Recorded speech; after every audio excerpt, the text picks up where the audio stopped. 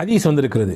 ரசூலுல்லாஹ்வுடைய பிரதானமான உபதேசங்களில் கட்டுப்பட்டது துஹா தொழுகையை நீங்கள் விட்டுவிடாதீர்கள், பல்வேறு விதமான பரக்கத்துகள் இதில் இருக்கிறது. அதற்கு அபூ ஹுரைரா ரலியல்லாஹு அன்ஹு அவர்கள் அறிவிப்பார்கள், புகாரியிலே பதிவாக இருக்கும், ரசூலுல்லாஹ் எனக்கு பிரத்யேகமாக சொன்னார்கள், வசியத் செய்தார்கள், உபதேசம் செய்தார்கள் 3 விஷயத்தை கொண்டு. அந்த 3லே முக்கியமானது ஸலாத்துல் துஹா, துஹா தொழுகையை நீங்கள் கைவிட்டு விடாமல் கடைபிடியுங்கள் என்று எனக்கு சொல்லித் தந்தார்கள். நாம் கேட்டு கிடைத்த அருள் என்பது இருக்கலாம். வாழ்க்கையிலே கேட்காமலேயே பல அருளை அல்லாஹ் நமக்கு தந்திருக்கிறான், பல்வேறு நிஅமத்துகளை தந்திருக்கிறான். அதிலே முக்கியமானது, பிரதானமானது, நாமெல்லாம் அல்லாஹ் என்று இறைவனை ஒருவன் என்று ஏற்றிருக்கிறோம். இறை தூதர் முஹம்மது நபி ஸல்லல்லாஹு அலைஹி வஸல்லம் அவர்களுடைய தூதுத்துவத்தை ஏற்ற ஒரு ஈமானை பெற்ற இறை நம்பிக்கையாளர்களாக இருக்கிறோம். அன்பிற்குரியவர்களே, இது ஆகப்பெரிய கிருபை, ஆகப்பெரிய நிஅமத், அருள். பொதுவாகவே நன்றி செய்கிற பொழுது மென்மேலும் உங்களுக்கு நாம் கொடுத்த அருளை அதிகரித்து தருவோம் என்று அல்லாஹ் சொல்கிறான். நமக்கு கிடைக்கப்பட்ட ஈமானினுடைய அந்த அருளுக்கு சதாவும் ஒவ்வொரு நாளும் நாம் அவனுக்கு நன்றி உபகாரத்தோடு இருக்கிற பொழுது ஈமானோடு மரணிக்கின்ற பாக்கியத்தையும் அல்லாஹ் தருவான். நமக்கு பின்னால் இருக்கக்கூடிய சந்ததிகள், நம் குடும்பத்தை சார்ந்தவர்கள், நம்முடைய உறவுக்காரர்கள், நம்முடைய பின்னால் வரக்கூடிய தலைமுறைகளுக்கெல்லாம் ஈமான் நசீபை அல்லாஹ் தருவான் என்று பெருமக்கள் நமக்கு சொல்லித் தருகிறார்கள். திருக்குரானிலே அல்லாஹ் சொல்லுவான் தானே, ல இன் ஷக்கர்த்தும் ல அஸீதன்னக்கும், நீங்கள் உங்களுக்கு கிடைக்கப்பட்ட அருளுக்கு நன்றி உணர்வோடு வாழ்வீர்களே ஆனால் உங்களுக்கு கொடுத்த அருளிலே இன்னும் அதிகரித்து தருவோம். வல இன் கஃபர்த்தும், நீங்கள் நன்றியை மறப்பீர்களே ஆனால், நன்றியை விட்டு அப்பாற்பட்டு வாழ்வீர்களே ஆனால் உங்களுக்கு லயின் கஃபர்த்தும் இன்ன அதாபி ல ஷதீத், என்னுடைய வேதனை மிகவும் கடுமையானதாக இருக்கும் என்று ரப்புல் ஆலமீன் அல்லாஹ் சொல்லித் தருகிறான். அன்பிற்குரியவர்களே, இந்த நூலிலே நாம் ஜுல்ஃபிகார் நக்ஷபந்தி தாமத் பரக்காத்துஹும் அவர்கள் தொகுத்த 10 விதமான ஆலோசனைகள் என்ற நூலின் மொழியாக்கத்திலே இருந்து சில விஷயங்களை தான் நாம் பார்த்து வருகிறோம். அந்த நூலிலே ஹஜ்ரத் ஜுல்ஃபிகார் நக்ஷபந்தி ரஹிமஹுல்லா அவர்கள் தாமத் பரக்காத்துஹும் அவர்கள் சொல்கிறார்கள், நன்றி உணர்வோடு வாழக்கூடிய மனிதராக நாம் இருப்பதற்கு நாயகத்திடத்திலிருந்து சில பாடங்களை எடுத்துக்கொள்ள வேண்டும். நபிகள் நாயகம் ஸல்லல்லாஹு அலைஹி வஸல்லம் கற்றுத்தந்த ஒரு பிரதானமான பிரார்த்தனை தான் ரதீத்து பில்லாஹி ரப்பா ஒபில் இஸ்லாமி தீனா ஒபி முஹம்மதின் ஸல்லல்லாஹு அலைஹி வஸல்லம் நபிய்யம் வ ரசூலா. ரதீத்து பில்லாஹி ரப்பா, அல்லாஹுவை நான் ரப் என்று, எஜமானன் என்று பொருந்திக் கொண்டேன். ஒபில் இஸ்லாமி தீனா, எங்களுடைய மார்க்கமாக இஸ்லாத்தை நாங்கள் ஏற்றுக்கொண்டோம்.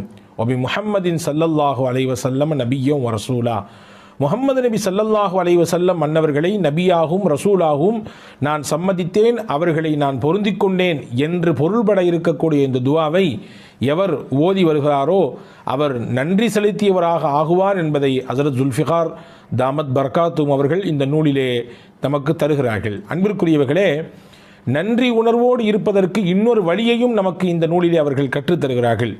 நம்முடைய வாழ்நாள் வயது இருக்கலாம், 30 இருக்கலாம், 40 இருக்கலாம், 60 கூட இருக்கலாம், ஏன் முதிர்ச்சி அடைந்து 70, 80களில் கூட நாம் வாழ்ந்து கொண்டிருக்கலாம்.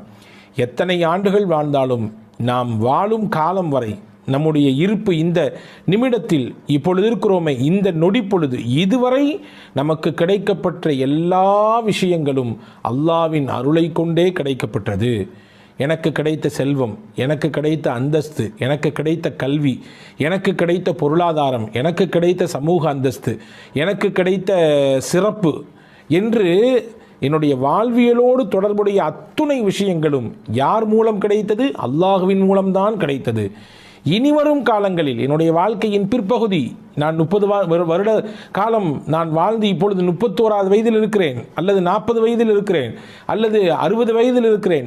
இனி என் ஹயாத் முடியும் வரை, என்னுடைய வாழ்க்கையின் கடைசி வரை கிடைக்கக்கூடிய விஷயமும் அல்லாஹ்விடத்தில்தான் கிடைக்கும் என்ற நம்பிக்கையோடு ஒருவர் அந்த நிலைப்பாட்டை வெளிப்படுத்தக்கூடியவராக இருப்பாரேயானால் நிச்சயமாக அவரும் நன்றி உணர்வு மிக்கவர் என்பதை பெருமக்கள், குறிப்பாக ஹஜ்ரத் தாமத் பரக்காத்துஹும் ஜுல்ஃபிகார் ரஹிமஹு தாமத் பரக்காத்துஹும் அவர்கள் சொல்கிறார்கள். அன்பிற்குரியவர்களே, என்னுடைய திறமையாலோ, என்னுடைய கல்வி அறிவினாலோ, என்னிடத்தில் இருக்கக்கூடிய செல்வ செழிப்பினாலோ, என்னிடத்தில் இருக்கக்கூடிய அதிகாரத்தினாலோ, என்னிடத்தில் இருக்கக்கூடிய பலத்தினாலோ எதுவும் கிடைக்கவில்லை, எல்லாம் அல்லாவின் அருள் என்ற எண்ணத்தோடு ஒருவர் தன்னுடைய வாழ்வை அமைத்துக் கொள்வாரையானால் அவரும் நன்றிக்குரியவர், நன்றி செலுத்தியவராக இருப்பார் என்பதை ஹஜ்ரத் ஜுல்ஃபிகார் தாமத் பரகாத்துஹும் அவர்கள் சொல்லித் தருகிறார்கள். அன்பிற்குரியவர்களே, எனவே நன்றி உணர்வோடு வாழ வேண்டும். அது நம்முடைய கடைசி நிமிடத்திலே கலிமாவின் பாக்கியத்தை நமக்கு பெற்றுத்தரும். ஹஜ்ரத் ரசூலுல்லாஹி ஸல்லல்லாஹு அலைஹி வஸல்லம் அன்னவர்கள் சொல்லக்கூடிய ஹதீஸ் பதிவு செய்யப்பட்டிருக்கிறது தானே,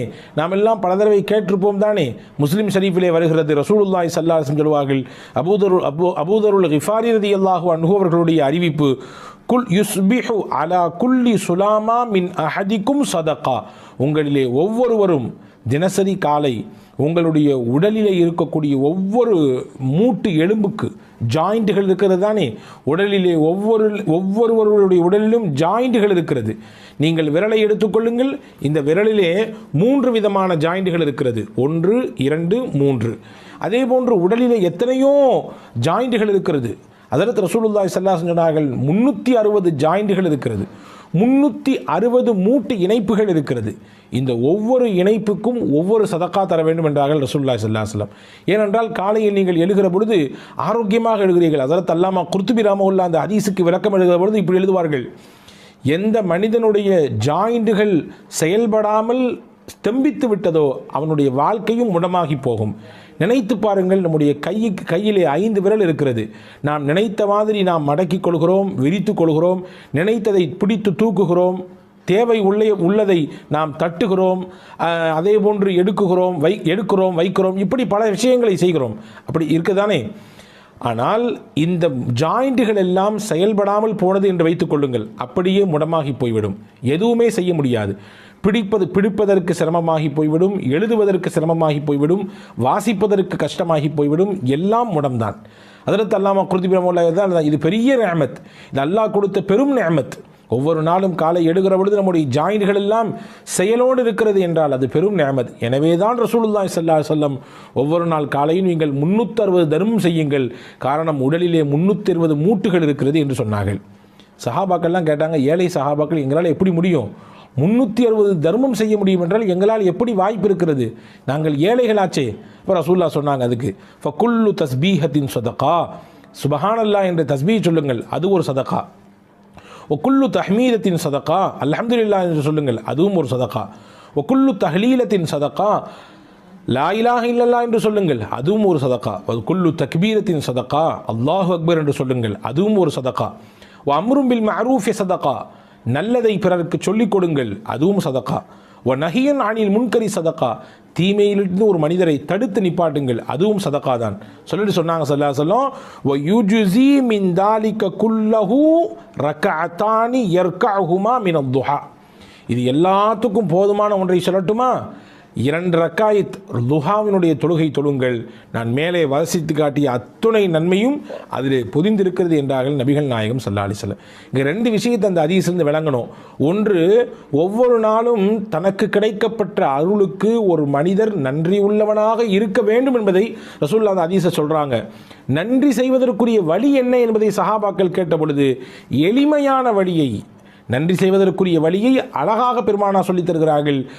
தஸ்பீ செய்யுங்கள், தஹ்மீது செய்யுங்கள், அல்லாஹ் அக்பர் என்று சொல்லுங்கள், லா இலாஹ இல்லல்லாஹ் சொல்லுங்கள், எதுவும் இல்லையா, இது எல்லாத்தினுடைய நன்மையையும் நான் பின்னால் சொல்லக்கூடிய ஒரு விஷயம் உங்களுக்கு பெற்று தந்துவிடும், அதுதான் லுஹாவினுடைய 2 ரக்காய் தொழுகை என்று நபிகள் நாயகம் ஸல்லல்லாஹு அலைஹி வஸல்லம் சொன்னார்கள்.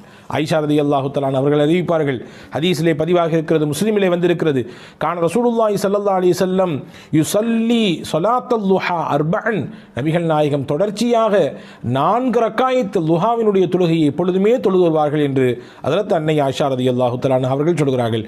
நாடினால் பெருமானால் யஸீது மாஷா அல்லாஹ், அல்லாஹ் நாடினால் அவர்கள் அதைவிடவும் கொஞ்சம் கூட்டிக் கொள்வார்கள்.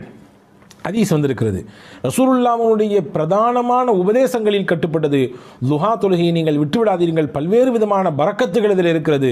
ஹஜ்ரத் அபூ ஹுரைரா ரலியல்லாஹு அன்ஹு அவர்கள் அறிவிப்பார்கள், புகாரியிலே பதிவாக இருக்கும், ரசூலுல்லாஹ் எனக்கு பிரத்யேகமாக சொன்னார்கள், வசியத் செய்தார்கள், உபதேசம் செய்தார்கள் 3 விஷயத்தை கொண்டு. அந்த 3லே முக்கியமானது சொலாத்துல் லுஹா, லுஹா தொழுகையை நீங்கள் கைவிட்டு விடாமல் கடைபிடியுங்கள் என்று எனக்கு சொல்லித் தந்தார்கள். ஹதீஸிலே வந்திருக்கிறது, நபிகள் நாயகம் ஸல்லல்லாஹு அலைஹி வஸல்லம் சொல்லக்கூடிய ஹதீஸ். ஹஜ்ரத் அபூதர் ரலியல்லாஹு அன்ஹு, ஹஜ்ரத் அபூதருல் கிஃபாரியும் அபு தர்தா ரலியல்லாஹு அன்ஹு அவர்களும் அறிவிப்பார்கள். முஸ்னத் அஹ்மதிலே இந்த ஹதீஸ் பதிவாக இருக்கிறது.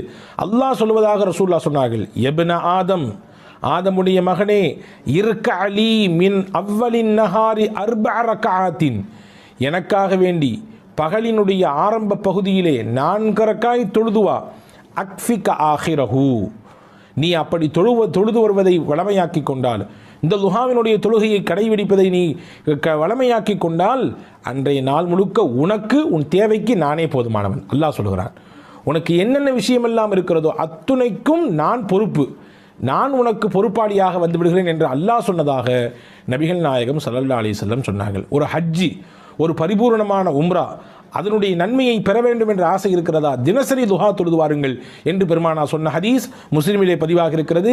ஹஜ்ரத் அனஸ் இப்னு மாலிக் ரலியல்லாஹு அன்ஹு அவர்களுடைய அறிவிப்பாக, நாங்கள் எங்கள் வாழ்க்கையில் பரக்கத்தை எதிலிருந்து பெற்றுக்கொண்டோம்? லுஹா தொழுகையின் மூலமாக பெற்றுக்கொண்டோம்.